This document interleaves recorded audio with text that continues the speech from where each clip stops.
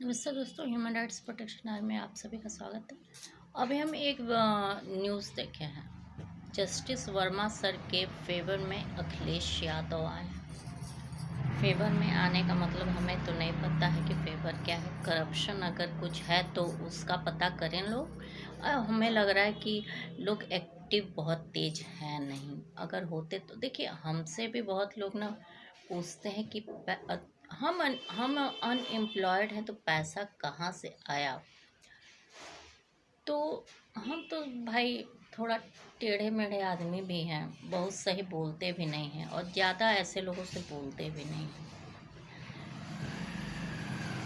तो देखिए, हम तो ऐसे फ्री ही में काम करते हैं जनरली। आप लॉ सेक्टर में देखिए, आप मेरा ट्विटर 2023 का खंगालिए, जब चारों तरफ से राहुल गांधी घिरे हुए थे और राहुल गांधी के सारे लॉयर्स मान लिए थे कि राहुल गांधी लड़ाई आगे नहीं, चुनाव लड़ सकते, इनका कैरियर ख़त्म। काफ़ी हाइलाइट्स हो रही थी। उसके बाद सारे मैटर्स हम स्टडी करके ट्वीट किए और 25 करोड़ पर मिनट के हिसाब से हम अपना ट्वीट किए थे और 10-12 ट्वीट किए। उसके बाद हो सकता है किसी को सेम पॉइंट्स मिले हों और उसके बाद जाके राहुल गांधी के लिए वो किया। हर स्टेट में जहाँ जहाँ से था, मोदी जी के उस पे और अदर मैटर्स पे हुआ था जो बवाल, डिफेमेटरी और अदर, तो उन पे किया गया था। तो देखिए, कभी कभी क्या होता है कि सेक्शंस और पॉइंट्स और हालात और मैटर्स नहीं समझ में आते हैं। उसके बाद राहुल गांधी फिर पॉलिटिक्स में बने हुए हैं। करियर ख़त्म तो नहीं हुई। फीस तो हमारी उतने करोड़ मिली नहीं, नहीं मिली ना, लेकिन वो तो मेरा इंटेलेक्चुअल फीस था। ऐसे मेरे कम से कम 1,00,000-2,00,000 केसेस फेसबुक, ट्विटर, इधर यूट्यूब के जो केसेस होते हैं, नीचे आर्गुमेंट पड़े रहते हैं।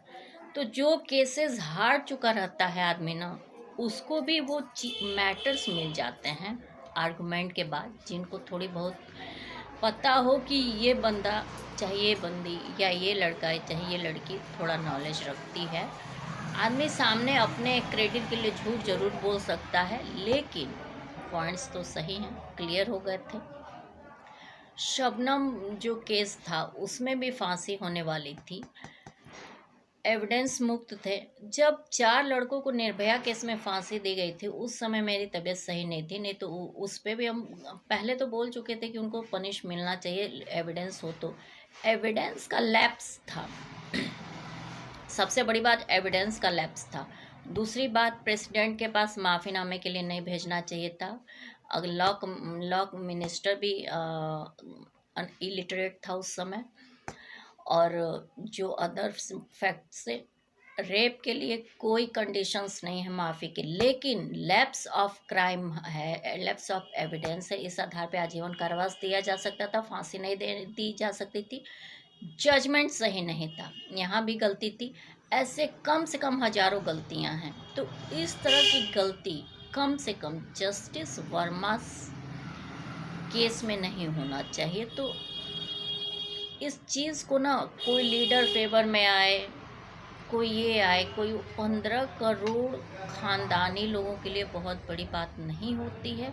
अगर जॉब से, करप्शन से आया है तो वो नोट कौन दिया है और नोट के नंबर कहाँ से मिले, नोट के नंबर किसने निकाले, कैसे कैसे हाथों में गया, वो उनके पास कैसे आया। और दूसरी बात, यदि जस्टिस वर्मा बोलते हैं कि वहाँ का जो एरिया है उनके अथॉरिटी में था ही नहीं, उनके नॉलेज में था ही नहीं, वहाँ पे कोई भी आ जा सकता था, उनकी फैमिली को छोड़ के कोई भी आ जा सकता था, तो यहाँ पे भी मैटर बनता है। इस चीज़ का भी देखें कि क्या वो सही कह रहे हैं कि नहीं। अगर वो खुद बोल रहे हैं कि वो एरिया उनके कब्जे में नहीं था, तो वैसे भी आप उनको क्रिमिनल नहीं साबित कर पाएंगे, क्योंकि वो बोरे में भर के वहाँ क्यों छुपाएंगे, ये भी मैटर आ जाता है। इसके पहले हम एक आर्गुमेंट किए थे इस कमेंट भी किए थे, और उसके बाद तो मैटर्स जस्टिस सर भी कुछ वो दिए हैं, और अदर भी लोग उठाए हुए क्वेश्चंस कि ऐसा कैसे हुआ, वो बोरा में क्यों भर के रहेंगे। अभी कामरा और शिंदे का फाइट चल ही रहा है, ये बोरा कांड ही हो सकता है, मतलब इसी टाइप के कांड हो सकते हैं।